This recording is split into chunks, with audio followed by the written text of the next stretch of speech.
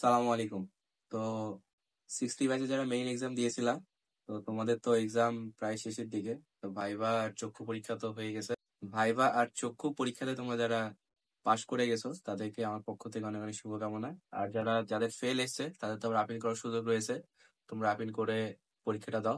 তোমার জন্য best of luck.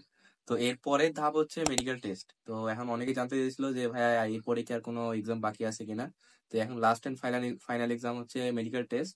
তো মেডিকেল টেস্টটা হবে হচ্ছে তোমার একাডেমি সিলেক্ট হওয়ার পর, একাডেমি রেজাল্ট যেদিন দিবে, তো তোমরা সেদিন তোমার রেজাল্ট পেয়ে যাবে যে তোমরা কোন একাডেমিতে চান্স পেয়েছো। তো সেই একাডেমি যখন চান্স পেয়ে যাবা, চান্স পাওয়ার পর তোমাদের হচ্ছে স্বাস্থ্য পরীক্ষা বা মেডিকেল টেস্টের জন্য ডাকবে। তো এখানে ফুল বডি চেক আপ বলতে ফুল বডি চেক আপের মতোই টেস্ট গুলো করা হয়। তো আমাদের সময় যেগুলো চেক আপ করা হয়েছিল সেগুলো তোমাদেরকে আমি বলে দিচ্ছি। CBC, RBS, সিএক্সআর, HBS AG, VDRL, HIV, ECG, urine for DA health screening and profile. লাস্টে যেটার কথা বললাম সেটা হচ্ছে তোমাদের মেনলি ডোপ টেস্ট।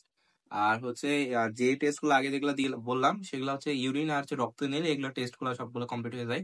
আর আরেকটা যেটা বলেছিলাম সিএক্সআর, এটা মেনলি হচ্ছে তোমার চেস্ট এক্সরে। তো তোমার এটা চেস্টের যে এক্সরেটা হবে সেটা হচ্ছে এক্সরেটা করবে। এগুলো হচ্ছে সবগুলো মেইন একাডেমিতে যেই করা লাগবে। মানে তখন তোমাদের ডেট দেবে যে তোমার যখন একাডেমি সিলেক্ট হয়ে যাবে, যে তোমাদের ডেট দিবে যে এই ডেটে তোমাদের স্বাস্থ্য পরীক্ষা হবে, তখন তোমাদেরকে একাডেমিতে যাওয়া লাগবে। আর প্রাইভেট একাডেমি গুলোতে হচ্ছে তোমাদেরকে বাইরে থেকে টেস্ট করে নিয়ে যাওয়া লাগবে, দিয়ে তারপরে তখন তাদেরকে দেখানো মানে জমা দেওয়া লাগবে, এরকম সিস্টেম হয়েছিল।